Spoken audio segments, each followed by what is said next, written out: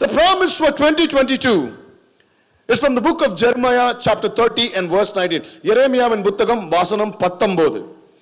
வசனம் இப்படியாக சொல்லுகிறது, அவர்களை வர்த்திக்க பண்ணுவேன், அவர்கள் குறுகி போவதில்லை. அவர்களை மகிமைப்படுத்துவேன், அவர்கள் சிறுமைப்படுவதில்லை. He says, I will multiply my people, I will increase my people and not decrease them. I will honor them and not disgrace them. எத்தனை பேர் நல்ல ஒரு ஆமென் சொல்லுங்க பார்க்கலாம். கர்த்தர் என்னை வர்த்திக்க பண்ண போறார். The Lord is going to increase me and my children. கையை தூக்கி சொல்றவங்க மட்டும் increase. Hallelujah. Dear children of God, the last 2 years, கடந்த ஒரு வருஷம் 2 வருஷமா வந்து we've been seeing a lot of decrease. சரியா? நிறைய குறைவை பார்த்துக்கிறோம். அதனால கர்த்தர் increase என்றாரு. We've been seeing a lot of disgrace. அவமானங்களை பார்த்து கொண்டிருக்கிறோம். We've been seeing a lot of closed doors. நிறைய அடைக்கப்பட்ட கதவுகளை பார்த்திருக்கோம். There have been times we had to put our head down. There have been times where our mouth did not have words but our eyes had tears. அதாவது வாழ்க்கையில இந்த காலகட்டத்தில் எப்படி நம்ம போறோம், சில நாட்கள்ல மனுஷன் கேட்கிற கேள்விக்கு பதில் சொல்ற வாயில பதில் இல்ல, ஆனா கண்ணுல தண்ணி கொட்டினே இருந்துச்சு. There have been times that we didn't answer but our eyes answer. இப்படிப்பட்ட காலகட்டங்களை நம்ம கடந்து வந்தான கர்த்தர் சொல்றாரு, இதற்கு எதிர்மறையாக கர்த்தர் சொல்ற விஷயம்னா, this year there will be increase and no decrease. This year instead of disgrace, God will give us honor. எத்தனை பேர் ஆமென் சொல்லுங்க. நல்லா கைகளை தட்டி கர்த்தர் சொல்லுங்க, எனக்கு கர்த்தர் என்னை வர்த்திக்க பண்ணுவார், என்னையும் என் பிள்ளைகளையும் வர்த்திக்க பண்ணுவார், என்னை ஆண்டவர் அவமானப்படுத்த மாட்டார், கனத்தையும் கீர்த்தியும் புகழ்ச்சியும் கொடுக்கிறார். Hallelujah. Children of God, always the Lord is promising us triumph after all the trials we've gone through. அதாவது எல்லா விதமான சோதனைகளை கடந்து வந்த நமக்கு கர்த்தர் ட்ரையம்ப்னு சொல்றது ஒரு பெரிய ஜெயத்தை வச்சுக்கிறார். எத்தனை பேர் ஆமென் சொல்றீங்க? சோதனைக்கு அப்புறம் தான் நமக்கு என்ன பண்றாரு? சாதனை. See, if there was a great period of trial, there will also be a great period of triumph. Do you believe that? Believe பண்ணா சொல்லுங்க, there is going to be triumph. Hallelujah. So எப்படிப்பட்ட நாட்களுக்குள்ள கர்த்தர் நடத்த போகிறார்? இந்த அதிகாரத்தை வாசிக்கும் போது, எரேமியாவின் புத்தகத்தை வாசிக்கும் போது பாத்தீங்கன்னா, if you can start with verse 3, கர்த்தர் ஒரு அருமையான சென்டென்ஸ் ஓட ஆரம்பிக்கிறார். All right, he starts with a very good sentence. I want to read that phrase, Jeremiah chapter 30 and verse 3. இதோ நாட்கள் வரும் என்று கர்த்தர் சொல்லுகிறார். அதாவது இதோ நாட்கள் வரப்போகிறது அப்படின்னு யார் சொல்றா? யாருங்க சொல்றா? ரீனுகுமார் சொல்றாரா? கர்த்தர் சொல்றார், எரேமியா சொல்றார், behold days are coming. எப்படிப்பட்ட days? I like the word days are coming. எல்லாம் சொல்லுங்க, days are coming. சத்தமா சொல்லுங்க, days are coming. நாட்கள் வரப்போகிறது. பக்கத்துல பார்த்து சொல்லுங்க, நாட்கள் வரப்போகிறது. என்ன நாட்கள் வரப்போகுது? நல்ல நாட்கள் வரப்போகுது. ஏன்னா கஷ்டத்தையும் துக்கத்தையும் கோவிட்னால அறிமுகமான பயத்தையும் இப்ப திருப்பி வந்து பாத்தீங்கன்னா இன்னைக்கு ஆரம்பிக்கும் போனா நாட்கள் வரப்போகிறது, லாக்டவுன் வரப்போகுதுன்னு எல்லாரும் காதுலயும் விழுது. நாட்கள் வரப்போகுது, லாக்டவுன் வரப்போகுது. அது ஒருத்தர் ஒரு அம்மா கிட்ட பேசினார் பையன், அப்போ என்ன திருப்பி 3rd இருந்து ஸ்கூல் இல்லையா அப்படின்றான். டேய் இப்போதான் ஆரம்பிச்சாங்க, அதுக்குள்ள 3 ஸ்கூல் இல்லையா? அது மாதிரி தேவ பிள்ளைகளே, நாம் கெட்ட நாட்கள் வரப்போகுது இந்த செய்தியில சொல்லிட்டே இருக்கும்போது அம்னிக்கான வந்துச்சு பாத்தீங்கன்னா 2 நாள் அப்படியே ஏத்தினே இருக்கிறானுங்க. மும்பைல 46% இன்க்ரீஸ், 78% இன்க்ரீஸ், சென்னையில் ஏத்திட்டே இருக்காங்க. The world is constantly telling us that bad days are coming, whereas the Bible says amidst all your bad days, God says that your best days are yet to come and your best days are coming more. எத்தனை பேர் ஆமென் சொல்லுங்க? விசுவாசம் நல்லா கையை தட்டி, best days are coming in my life. Days are coming in my life. Those days I'm going to see. Hallelujah. அததான் வந்து குடு குடு பூச்சார் சொல்றான், நல்ல காலம் போற போகுது, நல்ல காலம் போற போறது. நான் அதை சொல்ல, நான் வசனத்தை சொல்றேன். 5 விதமான நாட்கள் வரப்போகிறது. I'm going to finish very fast. All right, we have communion as well. 5 kinds of days are going to come. All right, இந்த வசனத்தை நீங்க வாசித்தீங்கன்னா, first days of restoration, சீரமைப்பு, மறு சீரமைப்பு நாட்கள். சரிங்களா?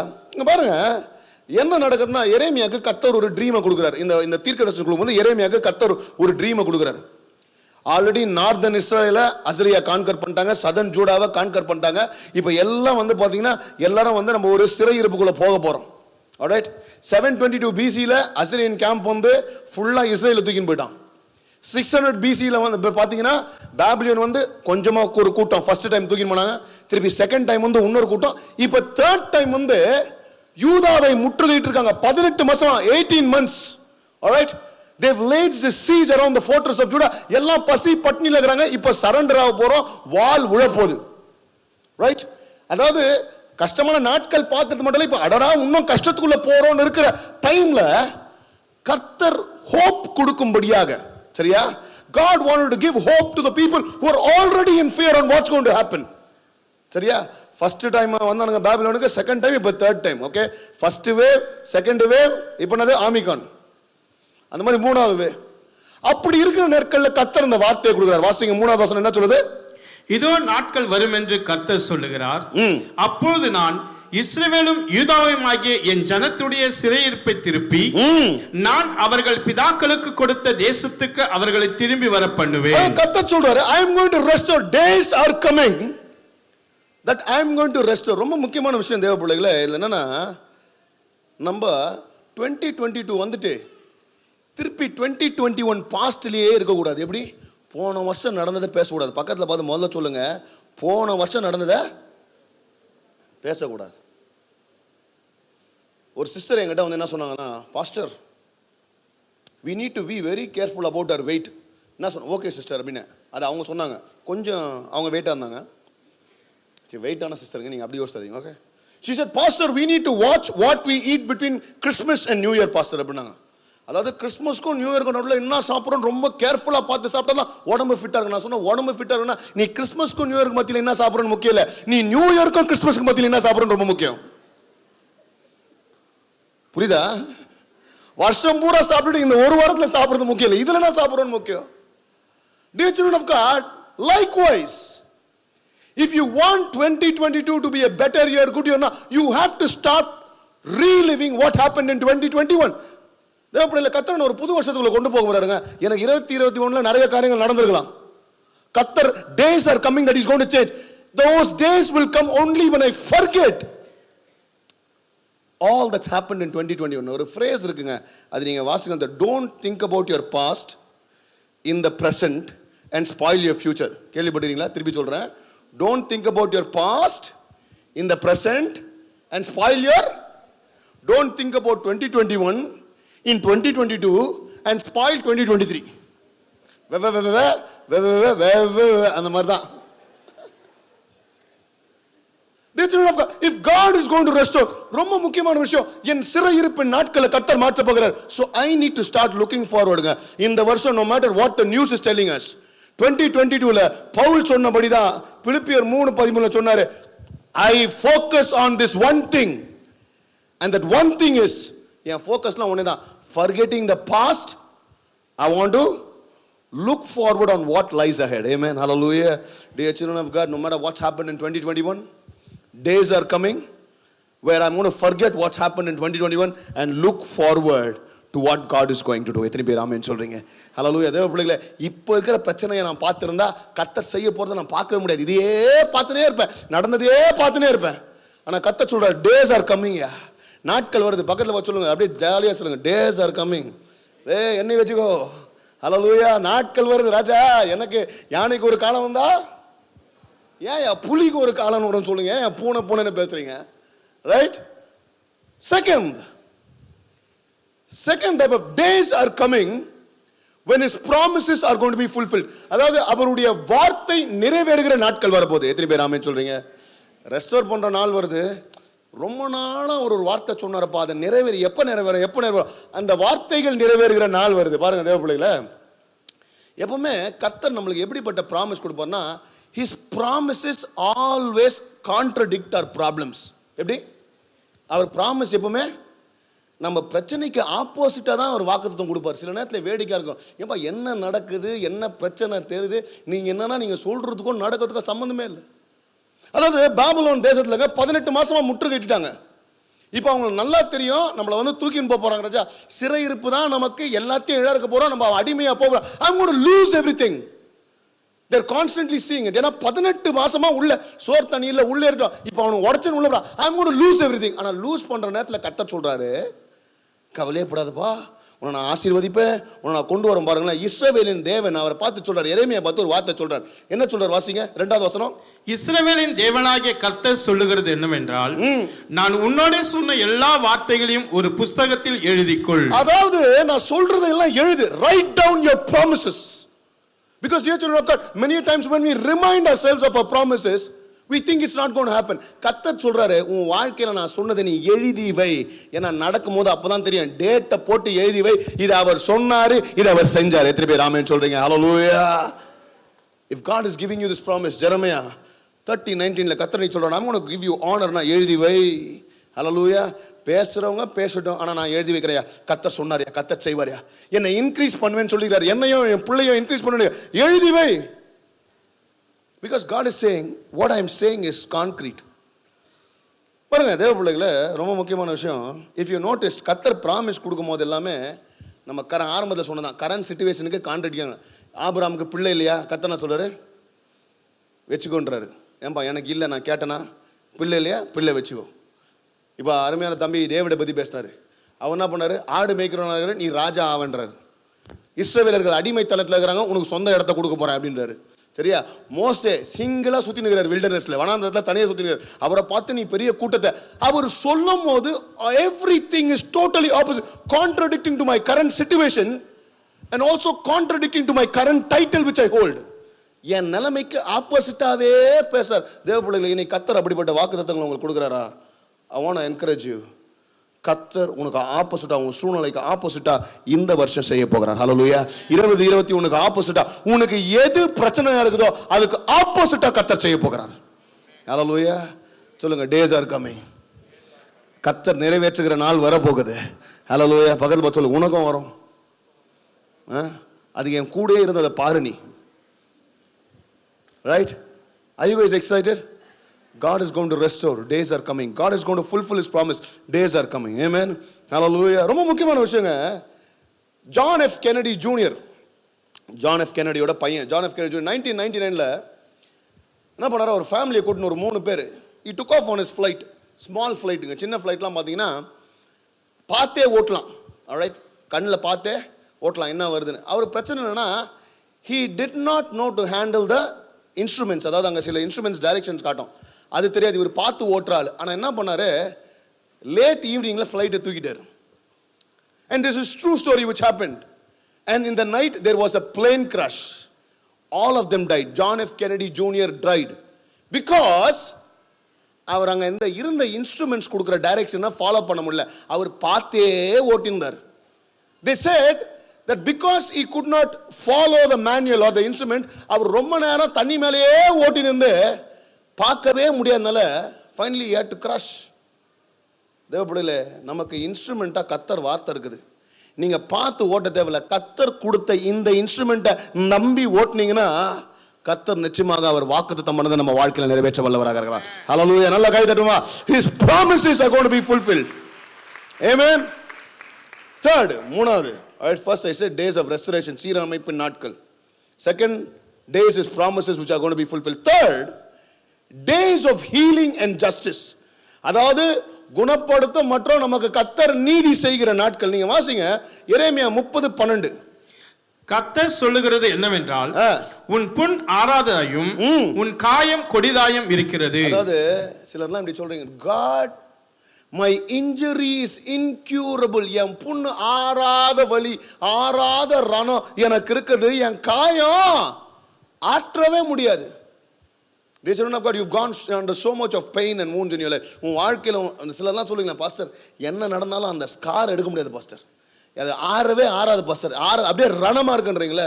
கர்த்தர் சொல்ற, நீ வாயத்தை வந்து நீ தான் சொல்லுங்கிற, இது ஆறாது மாறாது. அடுத்தது வாசிங்க, உன் காயங்களை கட்டும்படி உனக்காக ஏற்படுவார் இல்லை. அதாவது அது மட்டும் நெக்ஸ்ட் ஒன்று, எனக்கு காயம் ஆற மாட்டேங்குது, அந்த காயத்தை கட்டுறதுக்கும் கூட ஆள் இல்லை.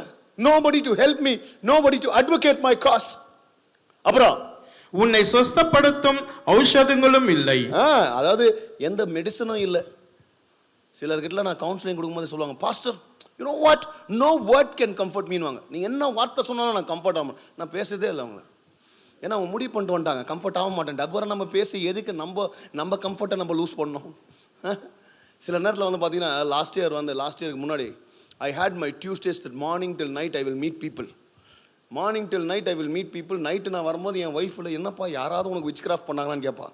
ஏன்னா அவங்க நிம்மதியாக போயிடுவாங்க, அவங்க கம்ஃபர்ட்டாக போயிடுவாங்க. நம்ம எல்லாத்தையும் ஒரு மாதிரி நம்மளுக்கு துணியை வச்ச மாதிரி அவ்வளோக்காக இது தேவையில்லை. இன்னைக்கு we don't need anybody to comfort us because our comfort comes from God. Amen. Do you believe this? 14வது வசனம் என்ன சொல்ல வாசிங்க? உன் நேசர் யாவரும் உன்னை மறந்தார்கள், அவர்கள் உன்னை தேடார்கள்.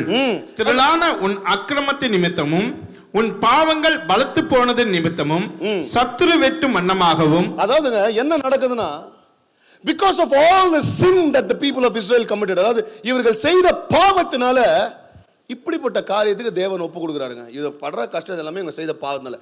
தன் வினை தன்னை, அதுதான் இது சரியா. Own money own witchcraft அவங்க பண்ணிக்கிறதுனால தான் இந்த பிரச்சனையில் அவங்க இருக்கிறாங்களே. ஆனால் கர்த்தர் சொல்றாரு இது எல்லாம் கடந்து போயிருக்கிறாய் நீ. ஆனா கர்த்தர் சொல்றாரு 17வது வசனத்தை 16-17 வாசிங்க. கர்த்தர் என்ன சொல்றாரு? ஆதலால் உன்னை பட்சிக்கிறவர்கள் யாவரும் பட்சிக்கப்படுவார்கள். அதாவது இவ்வளோ ஆயிருந்தாலும் மறுபடியும் God is saying I'm going to give you a chance. உனக்கு விரோதமா எழுந்தவர்களை நான் பார்த்துக்கிறேன் என்று கர்த்தர் சொல்றாரு. ஹல்லேலூயா. அது மட்டும் இல்ல, எந்த காயம் உனக்கு ஆறாதுன்னு நினைக்கிறியோ God is saying. அதுக்கப்புறம் நீங்க வாசித்தீங்கன்னா 17வது வசனம் கர்த்தர் என்ன சொல்றாரு?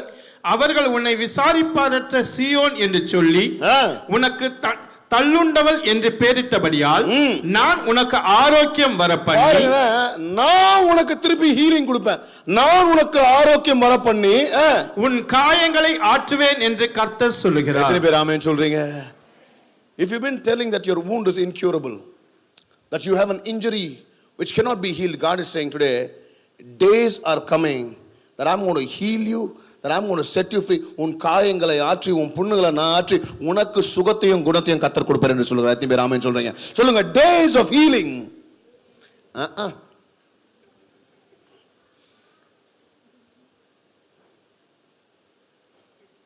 சத்தமா சொல்லுங்க, days of healing. கையை வைத்து சொல்லுங்க, days of healing. கையை வைத்து சொல்லுங்க, days of justice. Hallelujah. My fourth, Jeremiah 30 verse 19. அதே எரேமியால நமக்கு கொடுத்த வாக்குத்தத்தத்துல முதல் பகுதி 30 verse 19. அவைகளிலிருந்து ஸ்தோத்திரமும் ஆடல் பாடலின் சத்தமும் புறப்படும். அதாவது days of joy and thanksgiving. அதாவது கர்த்தரின் சந்தோஷமும் நன்றி செலுத்துகிற நாட்கள் வருது. அதாவது தேவ பிள்ளைகளே, we've gone through days of grumbling, we've gone through days of crying, we've gone through days of mourning. சரியா? புலம்பி தள்ளி கத்தி கம்ப்ளைண்ட் பண்ணி அழுது இந்த நாட்கள் எல்லாம் கடந்து போனீங்க. கர்த்தர் சொல்றாரு, எந்த வாயிலிருந்து புலம்பல் அழுகெல்லாம் வந்து அந்த வாயிலிருந்து சந்தோஷமும் நன்றி செலுத்துகிற பலிகளும் தேங்க்ஸ் கிவிங்கும் வரும். those days are coming in your life. Hallelujah. நல்லா ஒரு ஆமென் சொல்லுங்களேன். சில நாட்கள்லங்க என்கிட்ட வந்து சிலர் சொல்லுவாங்க, pastor I don't have anything to thank for pastor. இந்த சாட்சி சொல்கிற டைம்லாம் பார்த்தீங்கன்னா சில சின்ன சாட்சின்னுவாங்க, அதனால சின்னதாகவே இருக்குது சிலருக்குலாம்.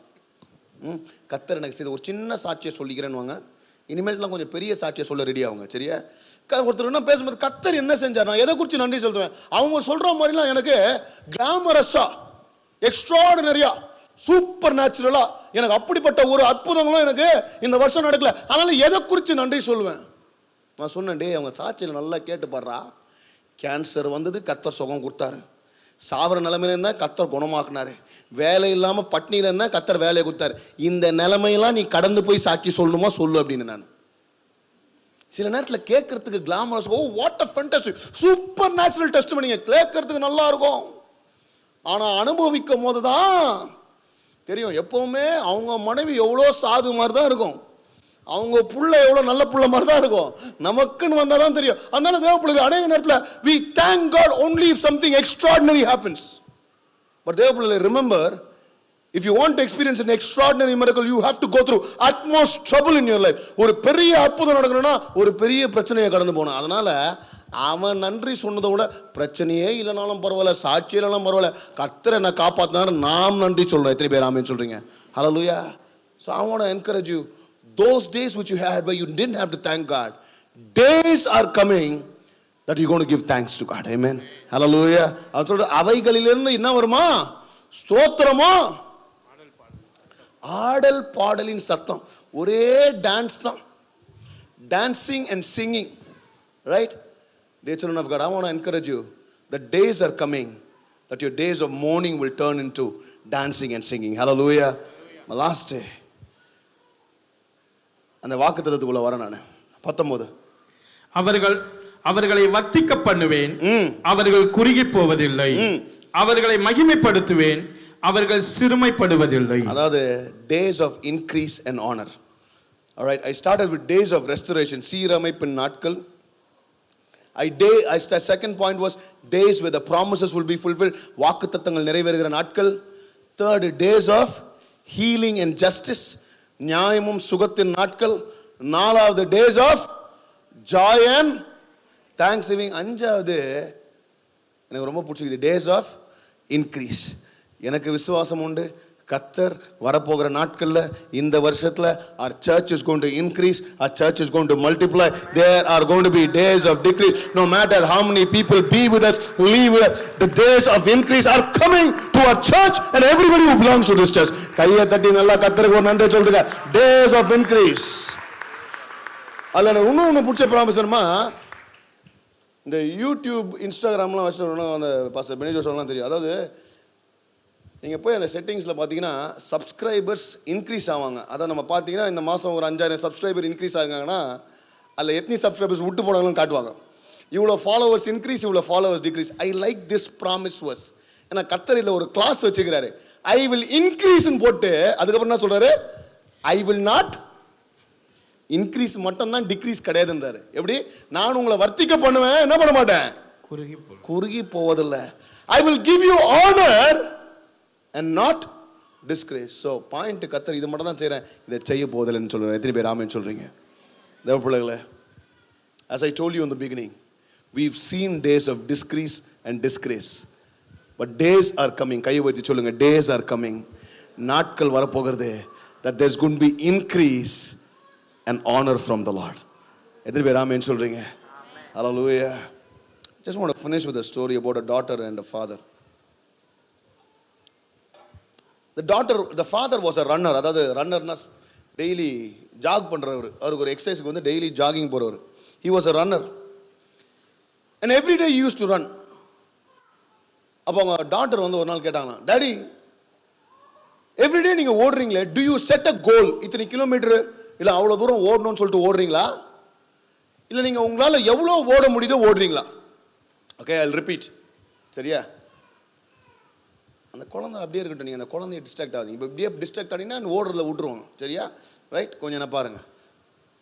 She asked, Daddy, do you run every day with a goal or do you run as long as you can? அதாவது டெய்லி ஒரு இலக்கை வச்சுன்னு ஓடுறீங்களா இல்லை உங்களால் முடிஞ்ச வரைக்கும் ஓடுறீங்களா அப்படின்னாரு. அப்போ the father said, if I keep running based on how I feel, அதாவது இலக்கே இல்லாமல் கோலே இல்லாமல், அதாவது 5 கிலோமீட்டர் ஓடணும், இல்லை நான் வந்து அண்ணா நகர் வரைக்கும் ஓடணும்னு ஒரு கோலே இல்லாமல், ஃபோக்கஸ் இல்லாமல் நான் ஓடினே இருந்தேன்னா ஒரு பாயிண்ட் ஆஃப் டைமில் if I feel tired I will stop, if I feel like breathing more I will stop. அதாவது if my running is based on my feeling, என் உணர்ச்சிகளை பொறுத்தே என்னுடைய ஓட்டம் இருந்தால் அநேக நேரத்தில் நான் போக வேண்டிய இடத்துக்கு போகவே மாட்டேன், பாதியிலே நின்றுடுவேன். But then if my focus is on that goal, நான் போக வேண்டிய இடம், கர்த்தர் கொடுத்த வாக்குத்தத்தம், கர்த்தர் என்னை குறித்து வைத்திருக்கிற நோக்கம், அதை குறித்தே நான் ஓடிக்கொண்டிருந்தேன்னா no matter how I feel today, I will still keep running. எத்தனை பேர் ஆமென் சொல்றீங்க? இன்னைக்கும் அப்படிப்பட்ட நாட்கள் எனக்கு வரப்போகிறது. எனக்கு நன்மையின் நாட்கள் வரப்போகுது, ஆசீர்வாதத்தின் நாட்கள் வரும்போது, கர்த்தர் என்னை பயன்படுத்துகிற நாட்கள் வரும்போது, உயர்த்துகிற நாட்கள் வரும்போது, நான் சாட்சி சொல்லுகிற நாட்கள் வரும்போது, அந்த நாளை பார்த்தே நான் ஓடுனா அந்த நாள் வர வரைக்கும், அதை தொடர வரைக்கும் நான் நிச்சயமாக ஓடுவேன். ஆனால் அதெல்லாம் பார்க்காம இந்த நாளை கடந்துட்டா போதும் நான் ஓடணும்னு வச்சிங்களேன். If I base my faith on my feelings, it will constantly keep telling me, இல்லைங்க உன்னால் முடியல, இதோட நிறுத்திக்கோ, ஜஸ்ட் கிவ் அப், இதோட முடியல உன்னால் விட்டு, இது நடக்க போதில்லை, give up on your family, give up on your work, give up on your career, give up on your ministry. இது சொல்ல சொல்ல என் ஃபீலிங்கை நான் பாதியிலே நின்றுடுவாங்க. ஆனால் கர்த்தர் கொடுத்த வாக்கு தத்தமும் கர்த்தர் எனக்குள்ள வைத்திருக்க நோக்கத்தை நான் நோக்கி ஓடிக்கொண்டே இருக்கும்போது, no matter how I feel, I will go toward what God has kept me for. Hallelujah. Even as we start 2022, தயவு செய்து சும்மா ஏனோ தானோ ஓடாம, ஆண்டவர் இப்படி வாக்கு தத்தத்தை எனக்கு கொடுத்துருக்காரு, though these promises are contradicting to my current situation, என் சூழ்நிலைக்கு எதிர்மறையா இருக்குதுங்க. ஆபிரகாமுக்கு பிள்ளையே பிறக்காது, பிள்ளை பிறக்கும். உங்களுக்கும் கர்த்தர் அதான் சொல்றாரு, பிள்ளையே பிறக்காத, பிள்ளை பிறக்கும். கல்யாணம் நடக்காத, கல்யாணம் நடக்கும். இப்போ அமெரிக்கா போக மாட்டேன், நீ அமெரிக்கா போவ, உன்னை ஊழியத்துக்கு கூடுவல, கண்டிப்பா கூப்பிடுவாங்க. உனக்கு இது நடக்காதனால கர்த்தர் அடிச்சு சொல்றாரு, எழுதி வச்சுங்க. இன்னைக்கு அதான் வசனம், கீப் ரைட்டிங் இட் அவுட், எழுதி வை, கர்த்தர் இதை வாழ்க்கையில செய்வார். Hallelujah. Opposite to your situation right now. எத்தனை பேர் ஆமென் சொல்றீங்க? நீ கடந்து கொண்டு போகிற பாதைக்கு எதிர்மறையாக தான் கர்த்தர் இந்த வருஷம் ஆசீர்வதிக்க போகிறார். ஹல்லேலூயா. All the pain, all the cry, all the tears. நான் இந்த sermon எழுதும்போது நான் அந்த லைன் ரொம்ப எனக்கு பிடிச்சி எழுதினேன். I didn't have words to answer at one point of time. I didn't words to answer. என் வாயிலேருந்து வார்த்தை வரல, ஆனால் என் கண்ணிலேருந்து தண்ணி வந்தது. அந்த நாட்கள் எனக்கு இருந்து நான் யோசிச்சேன், அந்த மாதிரி நாட்களில் நம்ம கடந்து போகிறோம்ல, பதில் சொல்ல வார்த்தை இல்லை, ஆனால் கண்ணு மட்டும் பதில் சொல்லணும், இது கண்ணில் மட்டும் தண்ணி வருது. என் தேவன் சொன்னார்ப்பா, அந்த நாட்கள்லாம் முடியுதுப்பா, உனக்கு வரப்போகிற நாட்கள் நீ வாயை திறந்து கூட பதில் சொல்வதில்லை, நீ திறப்பதற்கு முன்னாடி உனக்கான பதிலை கர்த்தர் சொல்லுவார். Hallelujah. Next time when people talk about your problem, God will answer for you, and that's going to be this year. எத்தனை பேர் ஆமென் சொல்றீங்க? சொல்லுங்க, days are coming. நாட்கள் வருகிறது. My days of healing, my days of increase, my days of blessing, and my days of restoration. அந்த வருஷம் இந்த வருஷமா இருக்க போகுது. ஹல்லேலூயா. கர்த்தர் சமூகத்தில் நாம் எழுந்து நிற்போம். Let's all stand up in God's presence right now. Shedar eldan yaldar abasakal darebe. Realdan eveldar ebesi aldar abashakedarebe. தேவ பிள்ளைகளை நம்ம எழுந்து நிற்கிற இந்த நேரத்திலேயே, the first meal of this year, இந்த வருஷத்தில் நம்ம எடுத்துக்கொள்ள போகிற முதல் உணவு, the first invitation to a feast is the table of the Lord. முதல் பந்தி, முதல் treat is God's table. Amen. Dear children of God, before we eat anything, எதை உட்கொள்வதற்கு முன்னாடியும், all right, can you give them the elements? அதாவது, can somebody pass on the elements? Have everybody got your elements? இல்லைனா கையை தூக்குங்க. People will just distribute. வந்து வரும்போது விட்டுட்டு first please guys, volunteers, please give it. Can you just lift your hands please? Yeah, people in the gallery, yes, all right, just take it down. Jesus, word of God says, அபாத்திரமாக தேவ பந்தியில சேராதீங்க. all right, do not partake in an unworthy manner. But dear children of God, we cannot make ourselves worthy. It's the Lord who makes us worthy. நம்மளால தகுதிப்படுத்திக்கவே முடியாது, கர்த்தர் தான் நம்மளை தகுதிப்படுத்துகிறார். Dear children of God, if you feel unworthy today, that's from the devil. all right, சத்ருவானவங்கிட்ட தான் அது, all right, நம்மள unworthy சொல்றது. But the Lord gave his life so that we could become worthy. அவர் ஜீவனை கொடுத்ததே நம்மளை தகுதிப்படுத்தும்படியாக. ரைட், தயவு செய்து உங்களுக்குள்ள ஏதாவது கில்ட் இருந்தா கூட, ஆண்டவரே அந்த கில்ட்டெல்லாம் எடுத்து போட்டு நான் மன்னிங்க ஆண்டவரே,